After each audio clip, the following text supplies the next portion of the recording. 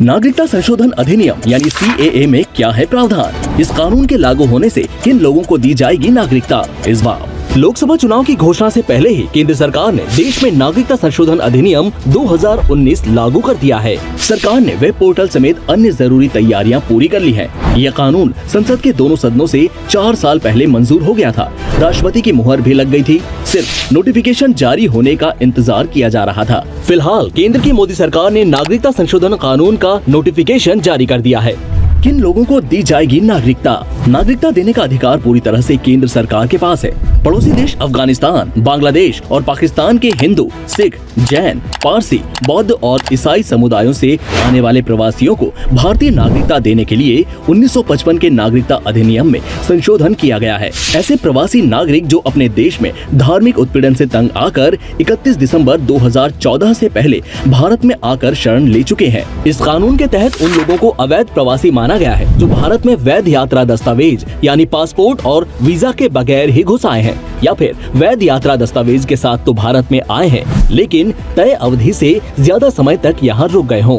क्या अब तक किसी को नागरिकता नहीं मिली? सरकार ने 9 राज्यों के डीएम को नागरिकता को लेकर बड़े अधिकार दिए हैं। पिछले 2 साल में 9 राज्यों के 30 से ज्यादा जिला मजिस्ट्रेटों और गृह सचिवों को अथॉरिटी दी गई। डीएम को अफगानिस्तान, पाकिस्तान और बांग्लादेश से आए गैर मुस्लिम अल्पसंख्यक समुदायों को भारतीय नागरिकता देने की शक्तियाँ मिली है। गृह मंत्रालय की 2021-22 की वार्षिक रिपोर्ट के मुताबिक 1 अप्रैल 2021 से 31 दिसंबर 2021 तक इन गैर मुस्लिम अल्पसंख्यक समुदायों के कुल 1414 विदेशियों को भारतीय नागरिकता दी गई है।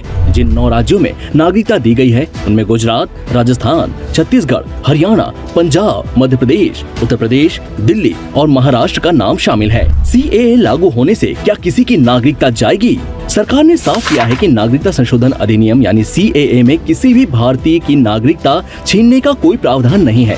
गृह मंत्री का कहना है कि CAA किसी की नागरिकता छीनने का कानून नहीं है। CAA के तहत पाकिस्तान, बांग्लादेश और अफगानिस्तान से 31 दिसंबर 2014 से पहले आए गैर मुस्लिम 6 समुदायों को नागरिकता देने का प्रावधान किया गया है।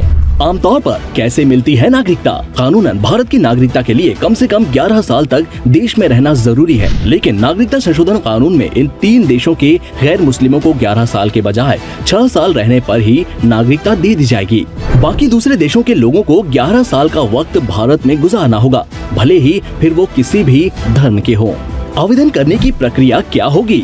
सरकार ने पूरी प्रक्रिया को ऑनलाइन बनाया है। इसके लिए ऑनलाइन पोर्टल भी तैयार किया गया है। आवेदक अपने मोबाइल फोन से भी अप्लाई कर सकते हैं। आवेदकों को वो साल बताना होगा जब उन्होंने दस्तावेजों के बिना भारत में प्रवेश किया। आवेदकों से कोई दस्तावेज नहीं मांगा जाएगा।